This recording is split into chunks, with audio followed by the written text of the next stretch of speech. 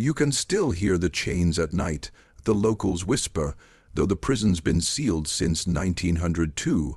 They say Judge Crawford's screams echo through the limestone, buried under layers of dry Texas heat and silence. But what happened inside is far worse than any ghost story. In the first 8 seconds, black screen, then a slow zoom into the rusting gates of Fort Claymoor Penitentiary. A voice whispers, 89 prisoners entered, none ever left, and not a single body was found. Official records claim Fort Claymoor was shuttered due to financial collapse after the Civil War, but hidden beneath those excuses are redacted files, burned letters, and a trail of disappearances spanning nearly 4 decades. It all leads back to one man, Judge Malcolm Crawford. He wasn't just the law, he was the punishment. No photos exist of him smiling, he had no family, and when the prison was dismantled brick by brick, locals begged to leave the inner walls intact. Something about the smell, something about what was behind them. What follows is a descent, not just into darkness, but into the kind of evil that doesn't die, it hides, and it waits. Malcolm Tiberius Crawford wasn't appointed. He was installed by men with no names in rooms with no windows. Before the war, he was a circuit preacher known for fiery sermons about obedience and pain. After a palmatox, he returned changed. His congregation vanished. And weeks later, he re-emerged in Claymoor, Texas, wearing black robes not of the court, but of penance. The federal government, desperate for order in Reconstruction era Texas, handed him the keys to Fort Claymoor, a crumbling outpost converted into a prison. Officially, it was meant to house war agitators and moral deviants. Unofficially, it became something else entirely, something older. Judge Crawford abolished trials. Prisoners were condemned by glance. His voice, it said, could silence cattle mid-bellow. His eyes, like staring into dry wells, said a surviving guard, "You didn't see judgment, you saw hunger." He carried no gavel. Instead, he used a branding iron. It bore a mark not of the state of Texas, but a looping spiral no one could trace to any known language or tribe. Within months, Claymoor's population tripled. Men vanished off roads, accused of sedition or sin. But their families never got letters, and no one, not a soul, was ever released, not even the dead. Locals believed the prison sat on cursed land long before Judge Crawford arrived. The Mescalero Apache wouldn't hunt near it. Early Spanish settlers vanished after building a mission there in 1723, leaving only blood, smeared altar stones behind. By the 1850s, Claymoor was little more than dust, vultures, and rumors. But Crawford saw something different. "The ground still breathes," he wrote in a letter never meant to be opened. "It remembers the blood. It feeds on the forgotten." Instead of restoring the fort, he ordered the digging of a substructure, a second foundation, 20 feet beneath the prison floor. In total silence, no lanterns, no talking, no maps. Survivors claimed it wasn't rock they struck. It was something smoother, older, and already carved. What they uncovered wasn't a basement, it was a labyrinth. With tunnels that bent unnaturally, with rooms no one claimed to build, walls inscribed with spirals and runes, and in the center, a pit. No one who looked directly into that pit spoke again. One man went blind instantly. Another vomited until his stomach tore open. Crawford called it the root. And from then on, everything that happened above, every scream, every disappearance, seemed to flow from that black circular hole. And he made sure it was always fed. It started with a prisoner named Elias Coates, a railroad thief from Abilene. His crime, stealing copper wire. He was sentenced to infinite atonement, whatever that meant. Within hours of arriving at Claymoor, he began screaming about the walls breathing. The guards laughed at first. Then, on the third night, Elias vanished from his locked cell. No door opened, no bars bent. Just blood, streaked fingernail marks on the stone, and one word scratched in the wall, root. That same night, a storm lashed the desert. Lightning struck the southern guard tower 3 times, and when the dust settled by morning, the entire corridor where Elias had been held was different. The stones didn't match. Doorways led to brick, tough dead ends that weren't there the day before. From that day forward, Fort Claymoor shifted, sometimes subtly, sometimes violently. Prisoners woke to find their cells mirrored. Entire stairwells vanished, a chapel collapsed without sound, then reappeared days later, perfectly intact but filled with dried blood along the pews. Judge Crawford never addressed these changes. In fact, he seemed pleased. "It listens now," he muttered once to a guard. "The walls understand what must be done." It was no longer a prison, it had become something alive. By 1868, every prisoner bore the spiral, burned deep into their flesh, always on the back of the neck. Crawford claimed it sealed the soul, but linguists brought in by curious state officials couldn't trace it to any alphabet, tribal symbol, or secret society. "It bends," one scholar said before resigning.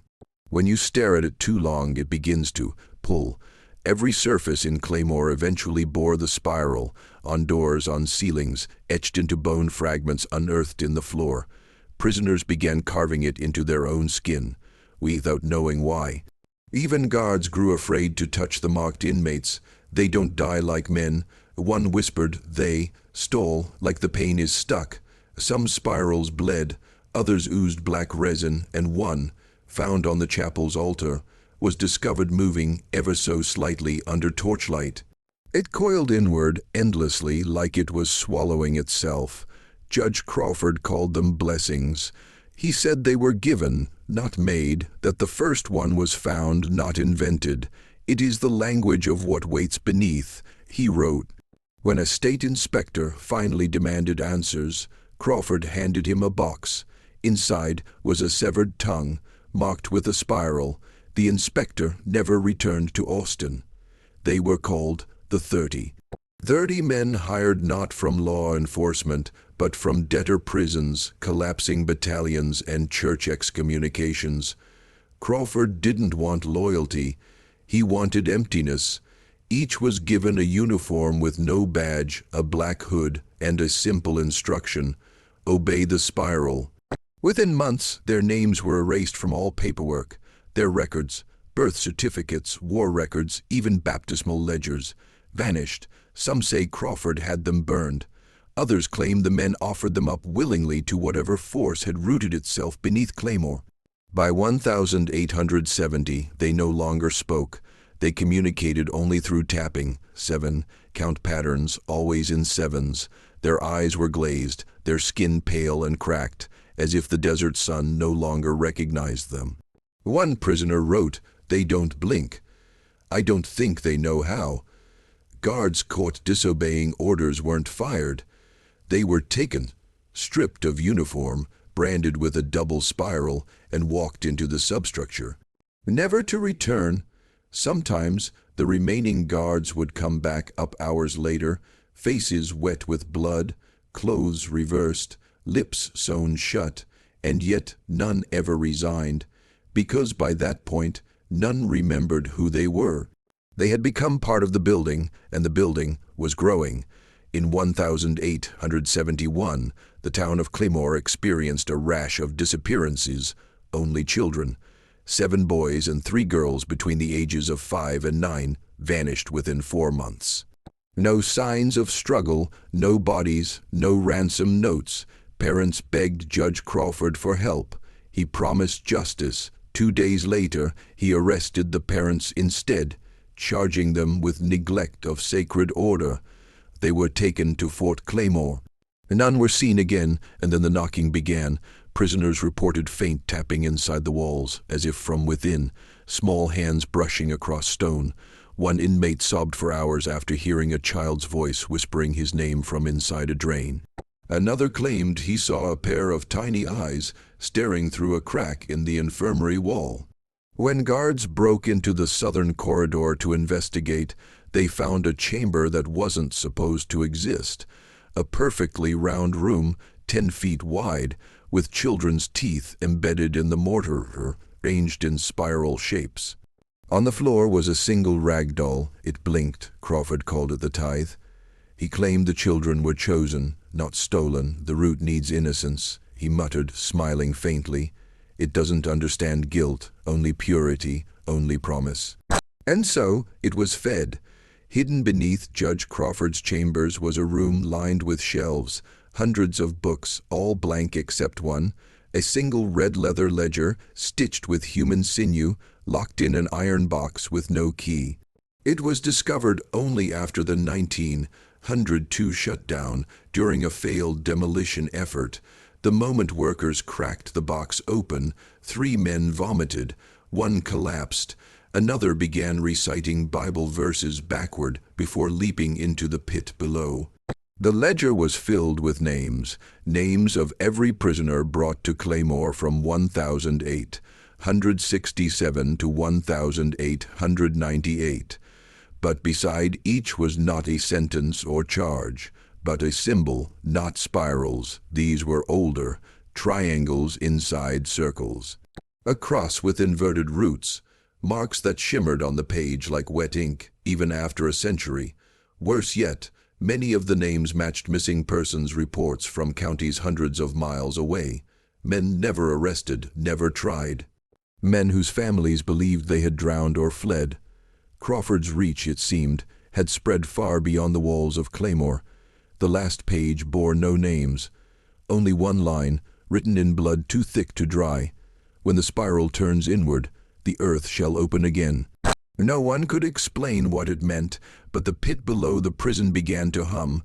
Only one person is confirmed to have escaped Fort Claymoor and lived to speak of it. Her name was Honora Bell Gray, arrested in 1873 for insubordination to spiritual law. She was 16. A schoolteacher's daughter, her crime, asking where the missing children went. She was held in solitary for 9 weeks, her cell buried below the chapel, no light, no sound, only the dripping of something she swore was not water. She scratched her testimony into her own skin using a splinter of bone, wrapping the story around her arms and legs so that if she died, the truth wouldn't. And then, she simply appeared one morning on the porch of her family home, barefoot and mute. Her mother wept, her father burned her clothes. She never explained how she got out, but the spirals on her body kept shifting. For the rest of her life, Honora spoke only twice, once to a pastor saying the judge still walks, just not above. And once, right before she died in 1921, the pit is a mouth, and every name in the Red Book was a meal. No one knows how she escaped, but her skin, preserved in a medical archive, still moves under glass. In the winter of 1892, something changed inside Fort Claymoor. No more prisoners were brought in, no more court orders issued. The wagons stopped coming, but no one left either. For 6 months, not a single message emerged from the prison. The townspeople, already fearful, already broken, grew uneasy. Male riders refused to approach the outer gates. Livestock stopped grazing near the northern wall. Even birds veered off mid-flight, and then the silence began to spread. Claymoor's church bell stopped ringing, though no one removed the rope. Crops rotted in the soil. Horses were found dead in their stalls with their tongues removed and spiral markings on their hooves. People whispered that time itself had slowed, that clocks ticked differently near the prison, that shadows on the ground twisted east when they should have turned west.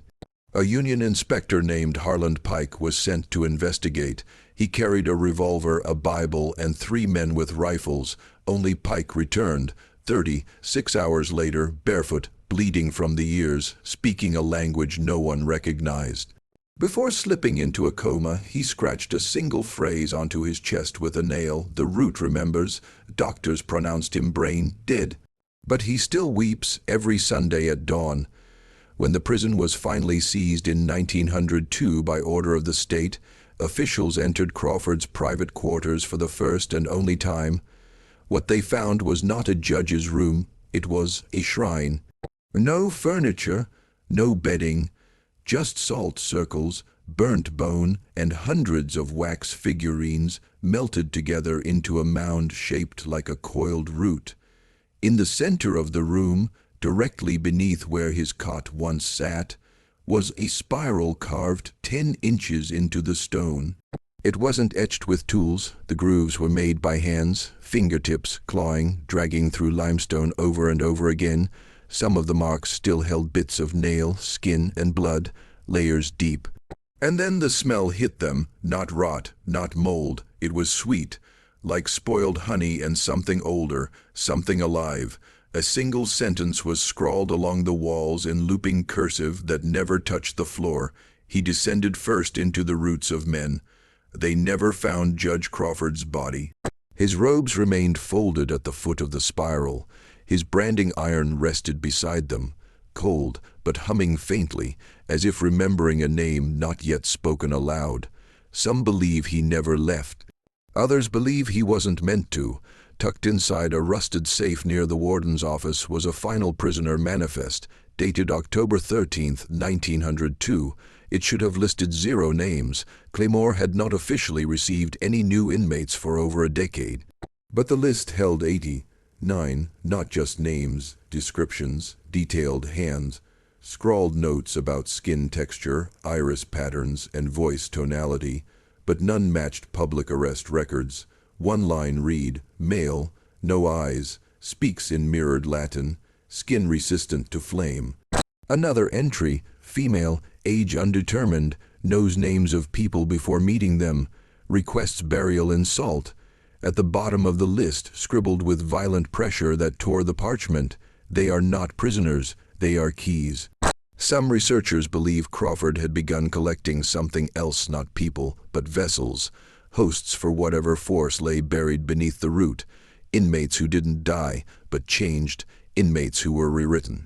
Each description grew less human, more symbolic. One entry was just a black spiral stamped into the page, soaked through 5 layers. The final page was blank, except for one handwritten phrase, "One cell remains," and beside it, a symbol not found anywhere else in Claymoor. A symbol no one could trace, because it hadn't been invented.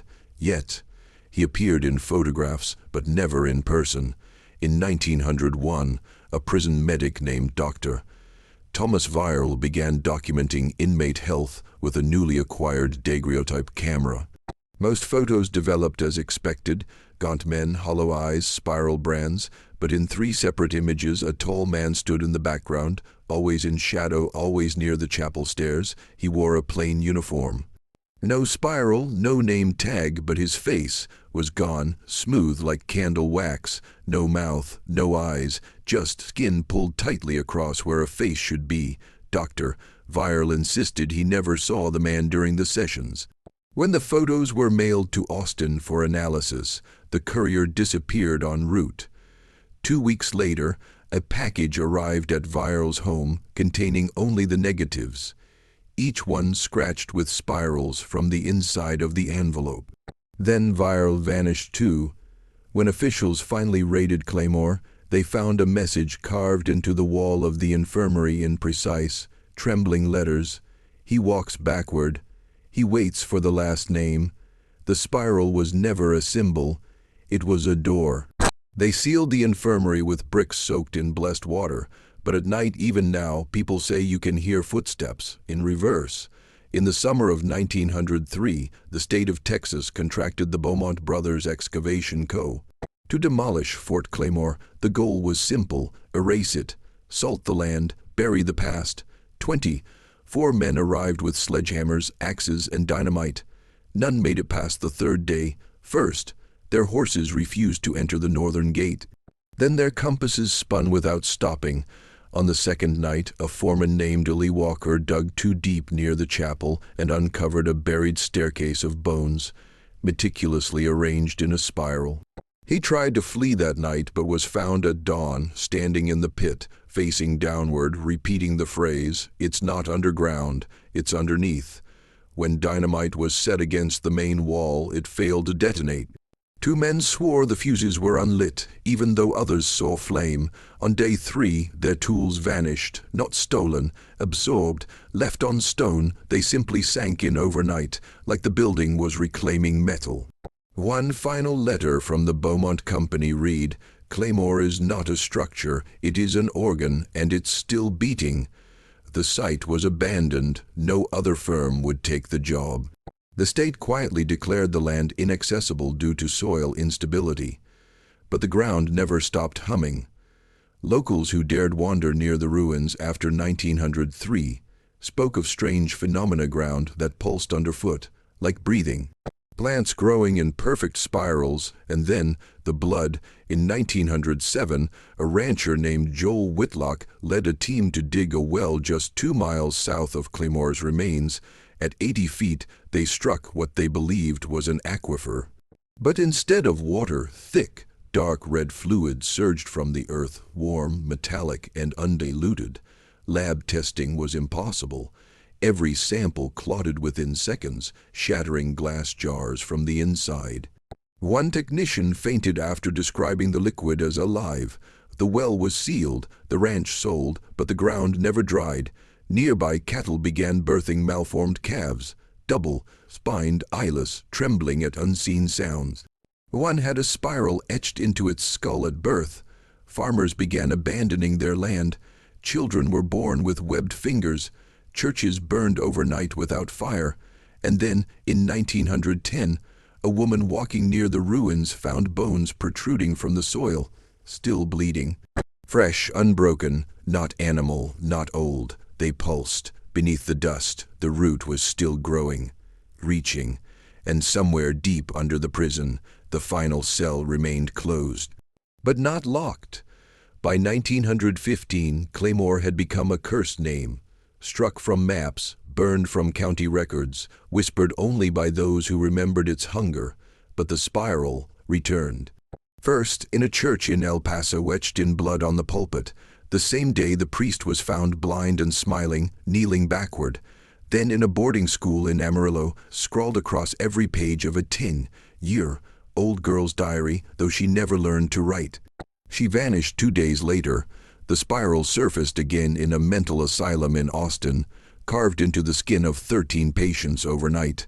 No one confessed, no tools were found, and each symbol bled when touched. Experts debated cult resurgence. Linguists argued nonsense, but one anthropologist, Dr. Miriam Vale, linked them all to a common source, the root spiral of Claymoor. She found the original branding iron in a locked museum archive, mislabeled as a cattle tool. But it wasn't rusted, it was warm. The same day she tried to publish her paper, Dr. Vale fell into a coma. She had scratched one final note into her office wall. It's not a symbol, it's a seed, and it's sprouting again. The spiral wasn't coming back. It never left. In 1922, a preacher named Rev. Thomas Greer stood before his congregation in Waco, Texas, and delivered what would be remembered as the spiral sermon. Midway through a routine homily, he stopped speaking, stared into the rafters, and began reciting strange verses in a language no one recognized. His voice slow, low, and pulsing like a chant. Witnesses said the windows shattered. Several parishioners collapsed, clutching their heads. One woman had a seizure, but Greer kept preaching. He spoke for 13 minutes, drawing a spiral into the wooden floor with his bare finger, tearing the flesh down to bone. Then he collapsed, dead. Autopsy revealed something horrifying. His tongue had split into 3. Etched inside his lungs were markings, matching those found on the Claymoor walls. He had never visited the prison, never studied its history, but he had dreamed of it. Night after night, in his journals recovered post-mortem, he wrote, "There is a court beneath the court, a tongue beneath the tongue, a judge beneath the judge, and I have heard his gavel." On the final page, a spiral drawn in ash, captioned in shaking script. He speaks again, not with words, but through roots. The church was closed. The spiral remained burned into the floor. No one could scrub it out. In 1931, during renovations of a state records building in Austin, a janitor discovered a false wall behind the basement archives.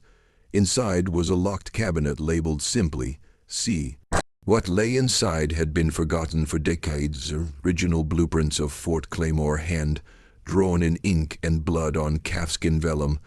They were not the same plans used by the builders. These diagrams showed 5 underground levels, far beyond what any construction logs recorded.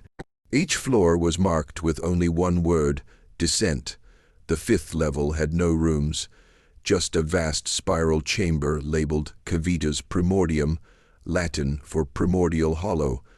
The surrounding note, written in two different hands, grew increasingly unstable. One line repeated 9 times in bleeding ink. The cell turns into a womb. The final sheet included a detailed cross section of the spiral pit at the prison's center, but it didn't stop at the 5th level. It went downward with no end marked, lines thinned, symbols blurred. At the very bottom was a single mark, a crude drawing of an open mouth, surrounded by radiating spirals like a solar flare. Beneath it, only one word, awakening. That same year, 3 tremors struck central Texas. No fault lines, no explanation, just a sound heard underground, breathing. By 1944, rumors of Claymoor had become wartime ghost stories, told in barracks, whispered in mental wards, printed as fiction in obscure occult journals.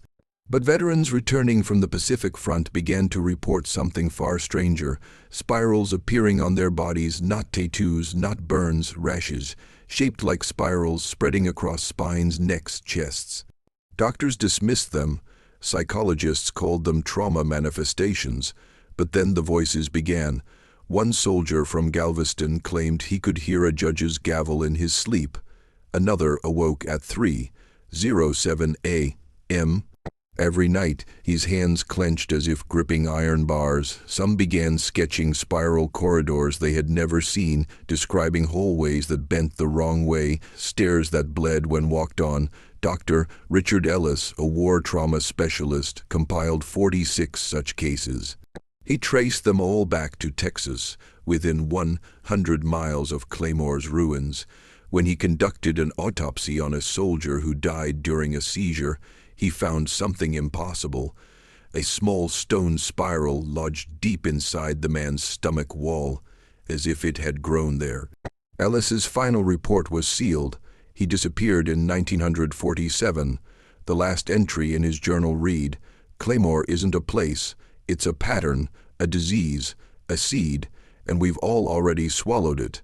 In 1950, the last known visitor to the Claymoor site was an archivist named Marian Harker. She left no travel records, no one authorized her trip, but 3 weeks later, her car was found abandoned near the prison ruins, its dashboard carved with spirals, its radio playing a voice on repeat. "I saw the route, and it saw me." Her body was never recovered. But months later, packages began arriving at libraries across the country. Each contained a different item from Claymoor. Pages from the Red Ledger, fragments of spiral, marked bone, rusted branding tools still warm to the touch. No return address, no fingerprints, only a note typed in red ink. "The judge returns." Since then, spiral sightings have only increased on buildings, inside dreams, beneath fingernails. Every generation thinks it's over. But it isn't, because Fort Claymoor was never buried, it was planted, and like all seeds it grows, quietly, patiently, beneath the floorboards, beneath the skin, beneath memory itself, and when the last spiral is drawn, when the final cell is filled, the root will rise.